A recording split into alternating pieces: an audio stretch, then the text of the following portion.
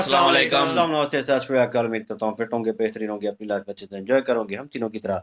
आज एक और वीडियो और उसका टाइटल वीडियो है जी एनएसए जी डोवाल पे और आरजे राणा की वीडियो ओरिजिनल वीडियो का लिंक डिस्क्रिप्शन में मौजूद होगा। लाजमी इनको भी सपोर्ट करें, हमें भी सपोर्ट करें। मेरा नाम है राणा मुंदरी, मेरे साथ हैं मोहम्मद समीर खोखर। प्लीज सक्यानी कॉल्स हो गाइस, लेट्स स्टार्ट। दोस्तों, रिसेंटली देश के एनएसए अजीत डोवाल के एक बयान ने पूरे सोशल मीडिया में आग लगा दी। उन्होंने एक प्रोग्राम में भारत की शक्ति और भारत के इतिहास को बताते हुए देश के यंगस्टर्स को जगाने की कोशिश की है। हमने किसी के मंदिर नहीं तोड़े, हमने कहीं जाकर लूटा नहीं, हमने किसी बाहर के लोगों के ऊपर आक्रमण नहीं किया, तो हमें इतिहास ने एक सबक सिखाया। उनके इस बयान को इस तरह से भी देखा जा रहा है जैसे भारत बांग्लादेश और पाकिस्तान में अपने प्लान को हो सकता है अब अपने फाइनल फेज तक ले जाए।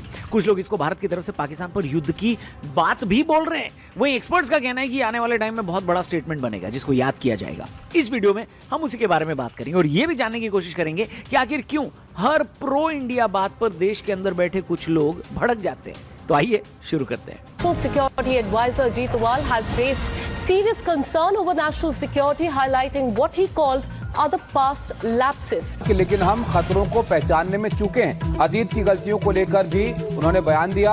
अतीत के सबक भूले तो देश का दुर्भाग्य होगा। एनएसए अजीत डोवाल का बड़ा बयान सामने आया है। उन्होंने कहा कि हमने ना मंदिर तोड़े ना ही लूटे हैं। ये कहना अजीत डोवाल का बदला शब्द अच्छा नहीं। दोस्तों, एनएसए अजीत डोवाल ने 10 जनवरी को नई दिल्ली में विकसित भारत यंग लीडर्स डायलॉग के इनॉग्रेशन में 34 मिनट तक का भाषण दिया। अब भाषण वैसे थोड़ा लंबा है, लेकिन उसकी 2 बातें सोशल मीडिया पर वायरल हो चुकी हैं। अजीत डोवाल के हिसाब से यंगस्टर्स को सही डिसीजन लेने और विल पावर डेवलप करने की जरूरत है। अब इस प्रोग्राम में 3000 यंगस्टर्स ने पार्टिसिपेट किया था। उन्होंने ये भी बोला कि अगर आपको विकसित भारत का नेता बनना है तो किसी भी क्षेत्र में हो, साइंस हो, टेक्नोलॉजी हो, सिक्योरिटी के क्षेत्र में हो, आपको डिसीजंस लेने पड़ेंगे और ये डिसीजन लेने की क्षमता आपको अभी से डेवलप करनी होगी। अब दोस्तों, वैसे तो ये काफी पॉजिटिव और काफी मोटिवेशनल स्पीच थी, लेकिन जिन लोगों की दाढ़ी में तिनका होता है उन्होंने इसको एक पर्सनल अटैक की तरह ले लिया, जैसे बदला लेने की बात उनसे ही की जा रही हो। डोवाल के बयान पर कई तीखी प्रतिक्रियाएं आई हैं। पीडीपी की महबूबा मुफ्ती ने सोशल मीडिया पर कोट करते हुए इसे 21वीं सदी में सदियों पुरानी घटनाओं का बदला मांगना बताया गया है। उनके हिसाब से ये एक डॉग विसल है। बुद्धि के पेचेक बाउंस मारते हुए उन्होंने इसको रिलीजन से भी जोड़ा और बोला कि ये मुसलमानों के खिलाफ हिंसा भड़काने का संकेत है। उन्होंने अजीत डोवाल को आइडियोलॉजी ऑफ कम्युनल हेट्रेड से जोड़ दिया, जबकि यह बयान साफ रूप से भारत के हिस्टोरिकल ह्यूमिलिएशन, मंदिरों के लूट और गांव को जलाने पर सेंटर्ड थी। उनके साथ कुछ लिबरल मीडिया और विपक्षी नेताओं ने भी इसे वायलेंस एंडोर्स करने वाला बताया। अब क्लियरली ये सारा विरोध सच्चाई से भागने जैसा ही है। ध्यान देने वाली बात यह है कि उनकी इस बात को पाकिस्तान का सपोर्ट भी मिला है। पाकिस्तानी मीडिया ने भी इसे इंडियन एग्रेसिवनेस का सबूत बताया है, जबकि भारत में सेक्युलर खेमे ने इसे हेट स्पीच बोला है। जबकि कई लोगों का यह मानना है कि ये जो विरोध है वो भारत के कल्चरल रिवाइवल से जो लोग डरे हुए हैं उनकी हताशा बता रही है। पॉलिटिकल एक्सपर्ट्स का कहना है कि महबूबा जैसे नेताओं की स्टेटमेंट पॉलिटिकल लेवरेज के लिए कम्युनल पोलराइजेशन का प्रयास है और ये होता रहता है।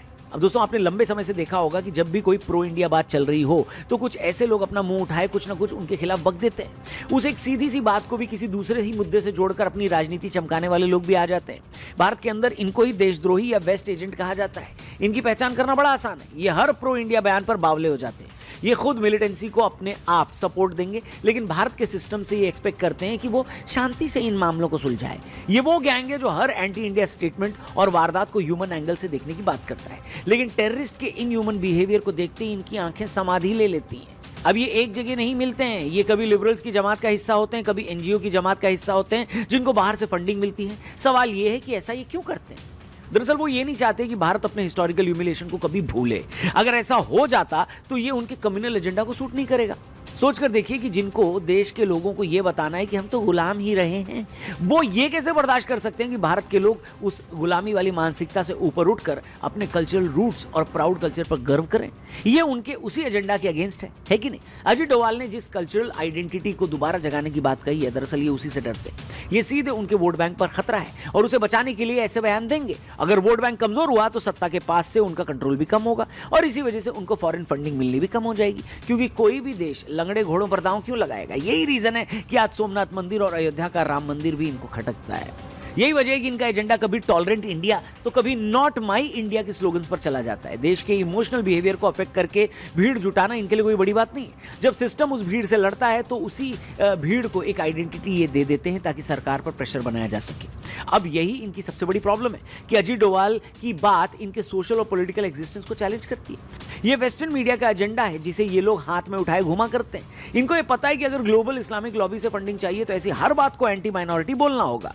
ये उस भावना को भड़काने का काम करते हैं जिससे देश के अंदर बवाल चलता रहे और उनकी पॉलिटिकल दुकान भी चलती रहे। वेस्टर्न मीडिया बस उसी सेंटीमेंट को चलाता है। अब सवाल उठता है कि हमने और आपने क्या अजीत डोभाल जी के एक स्टेटमेंट के पीछे के मैसेज को समझा है? नहीं। दो बड़े एग्जांपल मैं आपको बताता हूं। देश के अंदर एसआईआर का विरोध करने वाली एक खास लॉबी है, अचानक से वो ह्यूमैनिटेरियन ग्राउंड्स पर बात करने लगी है, जबकि पूरा मामला लीगल है। ऐसा नहीं है कि उनको पता नहीं है कि इसका मतलब क्या है, लेकिन उनका एजेंडा ही उनके लिए सबसे बड़ी प्रॉब्लम है। दोस्तों, दुनिया में रेफ्यूजी क्राइसिस और इलीगल इमिग्रेंट्स का मामला एक ग्लोबल पॉलिटिकल सिनारियो है। दुनिया के सभी देशों के अंदर इसे एक पॉलिटिकल मुद्दा बनाया जाता है, इसी से फंडिंग आती है और उसी भीड़ को दिखाकर ये एक ग्लोबल एजेंडा सेट करने में वेस्टर्न मीडिया की हेल्प करते हैं। अभी आप अमेरिका की ऑपरेशंस को देख लीजिए, उसके हर ग्राउंड ऑपरेशन से पहले ग्लोबल मीडिया क्या दिखाता है, आपको आइडिया लग जाएगा ध्यान से देखेंगे तो।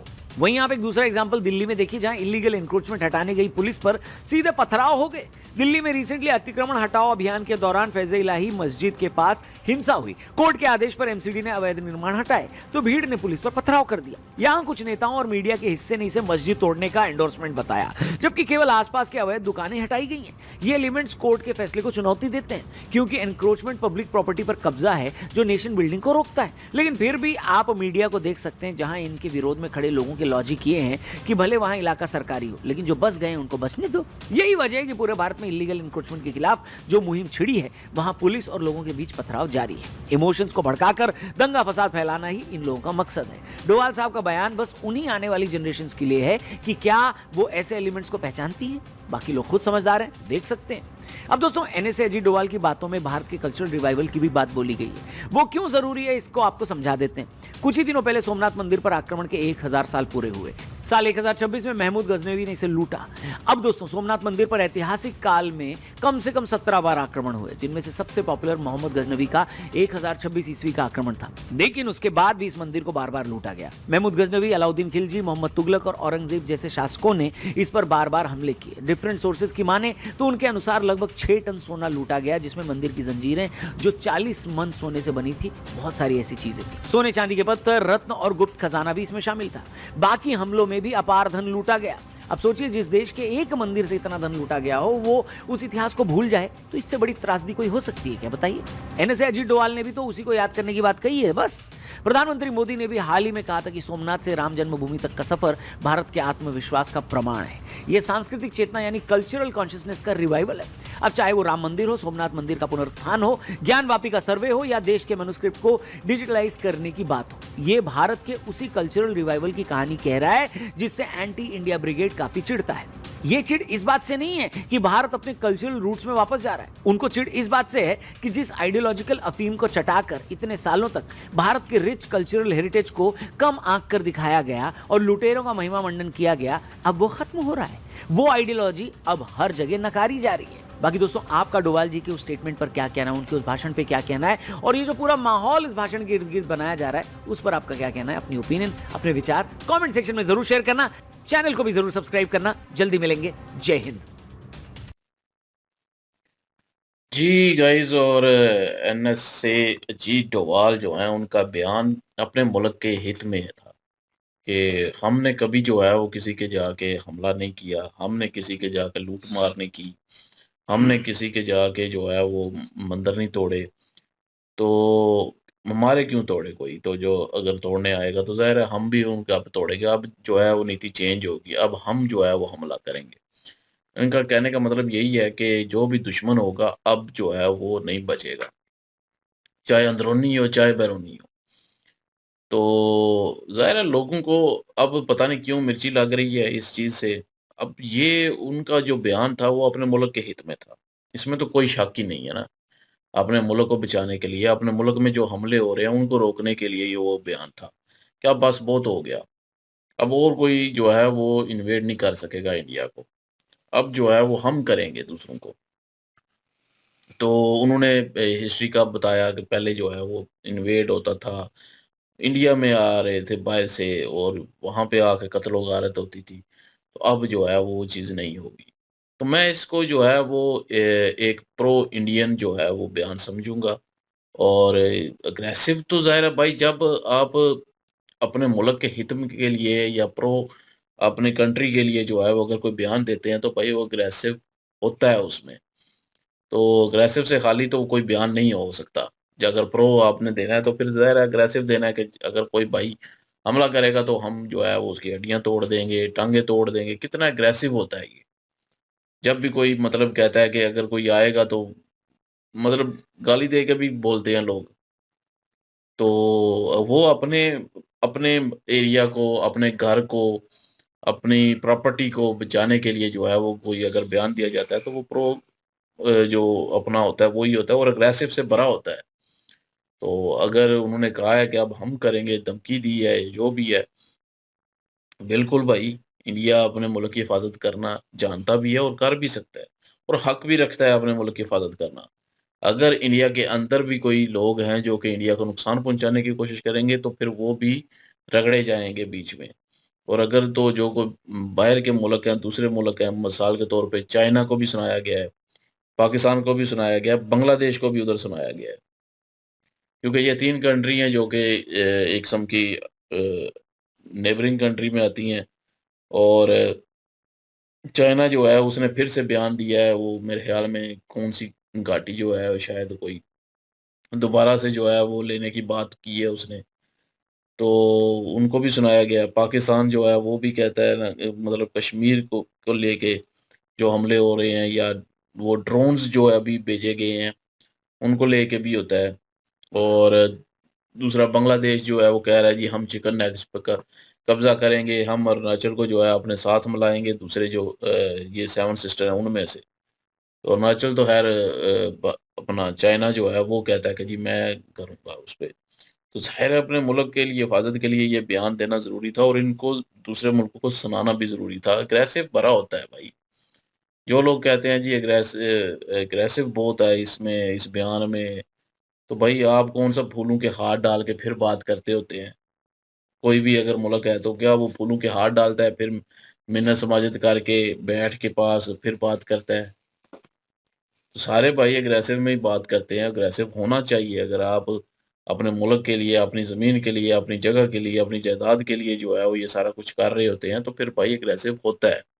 बंदा एग्रेसिव में आ जाता है और बयान भी ऐसे ही होते हैं। तो मैं इस चीज़ को कोई गलत नहीं समझ रहा। जो गलत समझ रहे हैं वो खुद ही गलत है भाई। और बाकी रही बात वो जो इल्लीगल जगह पे कब्ज़ा करके बैठे हुए हैं, उनकी बात करें तो भाई वो बहुत गलत चीज़ है कि इल्लीगल आप किसी भी जगह पे कब्ज़ा करके बैठे होंगे, तो अगर आपको जो है छुड़वाने के लिए वो अगर गवर्नमेंट का बंदे आएँगे या गवर्नमेंट आएगी, तो बिल्कुल आपके रगड़े जाओगे, आपकी जगह जाएगी। जब आपको पता है कि आप इल्लीगल जगह पे हो, तो फिर यही सोच के कब्ज़ा करो कि एक ना एक दिन जो है वो आपको वो छोड़नी पड़ेगी। तो जब इन्होंने कब्ज़े किए उस वक़्त भी उनको इन लोगों को पता था कि ये गवर्नमेंट की जगह है, हम इस पे कब्ज़ा कर रहे हैं। तो आज ज़ाहिर है इनको खाली करना पड़ेगा, दुकानें जो है वो तोड़ी गईं, उनको खाली करवाया गया, लेकिन आगे से जो है वो पथराव भी हुआ। तो एक चोरी ऊपर से सीना ज़ोरी, ये तो कोई बात ना हुई ना। तो बहरहाल मैं इस चीज़ के हक़ में हूँ जो कि इल्लीगल जगह पे किसी की प्रॉपर्टी भी है, किसी की दुकान भी है, तो वो ख़त्म होनी चाहिए भाई। लीगल पे अपनी खरीदें, अपना बनाएँ और वहाँ पे रहें। तो कुछ लोग कह रहे हैं जी जो बनी हुई है जी जिनके जो बस गए हैं उनको बसा रहने दें। किस तरह बसा रहने दें? वो रुकावट होंगे गवर्नमेंट रास्तों में, गवर्नमेंट जगहों में। कुछ ऐसी जगह होती हैं, कुछ ऐसे जो है वो वहाँ पे प्लान हुए होते हैं गवर्नमेंट के, वो वहाँ पे एक किस्म का बैठे हों, तो वो रुकावट है फिर। तो ज़ाहिर है उनको निकालना तो वहाँ से पड़ेगा। है ही गवर्नमेंट की मर्ज़ी है, जब चाहे मर्ज़ी वापस ले ले।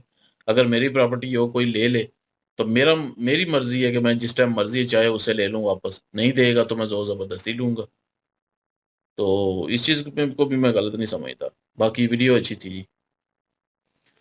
बिल्कुल जी, अजीत डोभाल साहब जो हैं, जो उन्होंने बयान दिया है, वो उन्होंने अपनी नौजवान जो नस्ल है, उसको जगाने के लिए उन्होंने बयान दिया है। बिल्कुल सही उनका बयान है अपनी युवा जो किसी भी कंट्री के कोई लीडरशिप होती है या कोई सीनियर लोग होते हैं, तो वो अपने नौजवानों को मोटिवेट तो करते हैं, अपना इतिहास तो बताते हैं ना कि हमारा इतिहास क्या है, हमारी जो संस्कृत है वो क्या है, पास्ट में ऐसी क्या चीजें हमने की हैं जिसकी वजह से हमें बहुत जो है वो परिणाम बुरे भोगने पड़े हैं।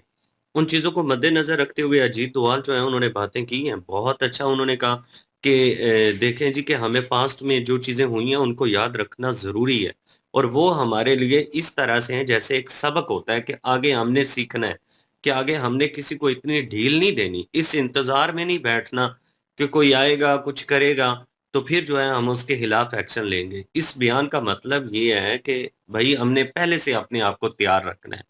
कि अगर कोई आँख भी उठा के देखेगा तो हमने पहले से अपने आप को उस लेवल पे रखना है कि उसको पता हो कि भाई यहाँ पे अगर कुछ इस तरह की चीज़ की तो फिर इस चीज़ का परिणाम अच्छा नहीं होगा।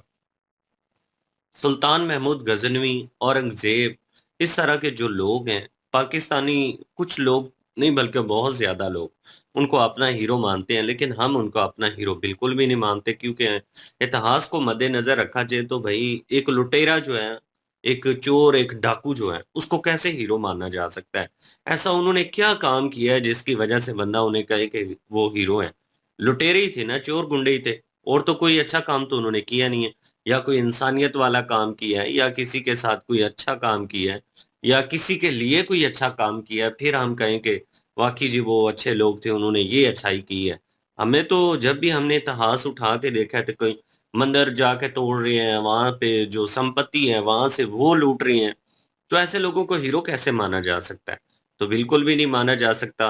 अब तो जो इतिहास को लोग समझते हैं, वो इन चीज़ों के ऊपर गौर-व-फ़िक्र कर रहे हैं कि भई पहले इंडिया में औरंगज़ेब जैसे लोगों को भी हीरो माना जाता था। बहुत सारे लोग थे जो उसको हीरो मानते थे।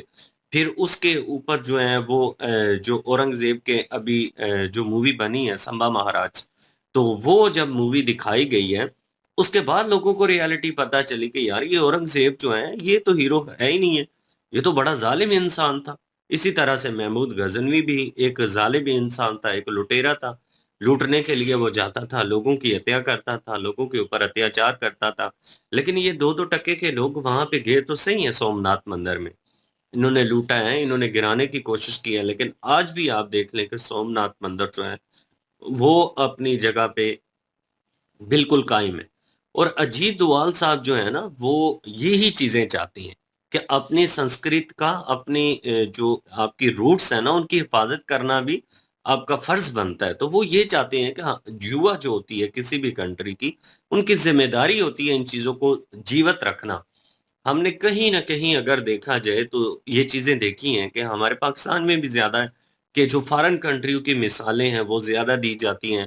फ़ॉरेन कंट्रियों का जो कल्चर है उसको प्रमोट किया जाता है। पाकिस्तान का तो वैसे कल्चर कोई है ही को नहीं है। क्योंकि हम सब जानते हैं कि हिंदुस्तान ही था तो हिंदुस्तानी ही कल्चर, आज भी हिंदुस्तानी कल्चर ही चलता है। लेकिन हिंदुस्तान का कल्चर जो है वो तो बड़ा रिच कल्चर है। उसकी तो इस तरह से जो फ़ॉरेन कंट्रियों के कितने हमने लोग देखे हैं, जो इतने प्रभावित हुए हैं कि वो अपने मुल्कों को छोड़ के हिंदुस्तान आ गए हैं। और वो उन्होंने जब उनसे पूछा गया तो उन्होंने कहा कि कल्चर बहुत अच्छा है। यहाँ पे अमन और शांति जो है, प्रेम जो है, वो बहुत ज़बरदस्त तरीके से मिलता है। लोगों में अपनायत है। वो दुनिया में किसी जगह पे आपको देखने के लिए नहीं मिलेगी। फ़ॉरेन कंट्री जो है वो तरक्की याफ़्ता हैं, इस बात में कोई शक नहीं है। वहाँ पे सहूलियात बहुत ज़्यादा है, लेकिन वहाँ पे जो है ना किसी के लिए, किसी को टाइम देने के लिए, किसी को प्रेम देने के लिए, ये चीज़ें नहीं है। माँ-बाप का देख लें, वो अपनी ज़िंदगी में बिज़ी हैं, औलाद का देख लें, वो अपनी ज़िंदगी में बिज़ी हैं। लेकिन हमारे हिंदुस्तान की अगर बात करें तो यहाँ पे ऐसा नहीं है। पूरा परिवार जब बैठता है, सारे दिन की बातें होती हैं, इकट्ठे मिल के खाना खाते हैं। ये कितने सारे फेस्टिवल हैं, वो फेस्टिवल जब आते हैं तो प्रेम और मोहब्बत की एक जो पैगाम है, वो देते हैं। अभी एक फेस्टिवल चल रहा है, वो प्रेम और मोहब्बत का एक बहुत बड़ा पैगाम देता है। मकर संक्रांति के हवाले से अगर बात करें तो वो सारे का सारा ही प्रेम का संदेशा है। तो उसमें गुड़ और तिल जो है मकर संक्रांति को मद्देनज़र रखते हुए ये प्रसाद के तौर पर दिया जाता है। ये मोहब्बत बाँटने का एक फेस्टिवल है, तो ये मनाया जाता है। दुनिया में किसी कंट्री में इतने फेस्टिवल देखने के लिए नहीं मिलते, जितने के हिंदुस्तान में फेस्टिवल है। तो लीडरशिप जो है हिंदुस्तान की, वो ये कोशिश कर रही है कि वो अपनी संस्कृति को वापस लेकर आए। वो जिन चीज़ों को छोड़ चुके हैं, उन चीज़ों को वापस लाना बनता है। इतिहास जो है, इतना रिच कल्चर और इतना बड़ा इतिहास हिंदुस्तान का है, तो वो भूल रहे हैं, फॉरेन कंट्रियों की जो कल्चर है उसको कॉपी कर रहे हैं, तो ये चीज़ें बर्दाश्त तो नहीं होती। अपनी युवा को ही वो समझाएँगे ना कि भाई हमने अपने जो इतिहास है, जो संस्कृत का है, उसको स्टडी करना है, उसको जानना है कि हम क्या हैं, हमारे कितने बड़े-बड़े हीरो हुए हैं हिंदुस्तान में। तो इतिहास में क्या-क्या कारनामे उन्होंने किए हैं, इंसानियत के लिए उन्होंने कितने बलिदान दिए हैं। तो ये चीज़ें वो बता रहे हैं, तो इसमें अपोज़िशन जमातें जो हैं, वो आगे मुझे तो समझ नहीं आता, इसमें कहीं पर भी हेट स्पीच वाला तो लफ्ज़ नज़र नहीं आता। अपनी युवा को मोटिवेट करना हेट स्पीच कहाँ से आ गई? या तो किसी कंट्री के खिलाफ उन्होंने बात की हो, फिर भी उसको कहें कि हम हेट स्पीच है। उन्होंने ये कहा है कि हमने कभी इस तरह के काम नहीं किए, हम किसी कंट्री में नहीं गए, हमने किसी कंट्री के ऊपर हमला नहीं किया, हमने किसी की इबादत गाहें, किसी के मंदिरों को नहीं तोड़ा। तो वो ये बताना चाह रहे हैं कि हम खामोश थे, हम खामोश रहे हैं और हमारी शराफ़त का लोग जो हैं, वो नाजायज़ फ़ायदा उठाते नहीं हैं। कहते हैं ना कि अगर कोई शरीफ है, अगर कोई इज़्ज़तदार है, खामोश रहता है, तो ये ना समझो कि वो कमज़ोर है, वो बुज़दिल नहीं होता। वो एक इज़्ज़तदार इंसान होता है, लेकिन अजीत डोभाल साहब जो हैं, वो बताना चाहते हैं कि भई अब हमने खामोश नहीं रहना। अब हमने अपने आप को उस पावर में लेकर आना है और अपनी युवा को भी बताना है कि जो चीज़ें पास्ट में गलतियाँ हमने की हैं, उन गलतियों से सीख लेकर दोबारा उन गलतियों को सुधारने की कोशिश करनी है। और यही ओपिनियन है जी, नथिंग मोर देन दैट। और यही चीज़ें हैं, लेकिन इंडिया ने वार्न कर दिया, ये अच्छी चीज़ है और स्ट्रेट फॉरवर्ड वर्ड में वार्न कर दिया है। और लोगों को बुरा लगे तो वो अपनी जगह पे, पाकिस्तान के स्टेटमेंट भी आते रहते हैं और कंट्रियों की भी आती है। ट्रंप को ले लें, जिस तरह के स्टेटमेंट है, तो इसमें जो है लेफ्ट राइट विंग को जो है वो मेरे ख्याल में जो दूसरी पार्टीज़ हैं, उनको इस चीज़ के ऊपर बुरा नहीं मनाना चाहिए।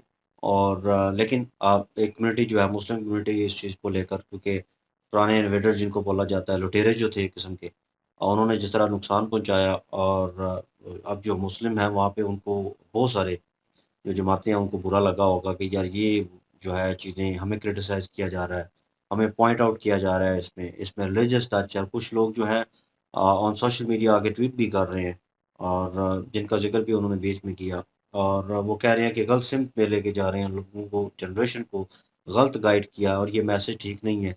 और इस तरह के मैसेज नहीं देने चाहिए स्ट्रेट फॉरवर्ड। भाई जब ट्रम्प देता है तो उस वक़्त आप नहीं बोलते कि यार किस तरह की चीज़ें हो रही हैं, क्या हो रहा है? आने वाले वक़्त में हम पे भी अटैक हो सकता है, ये ऐसी चीज़ें हो सकती हैं।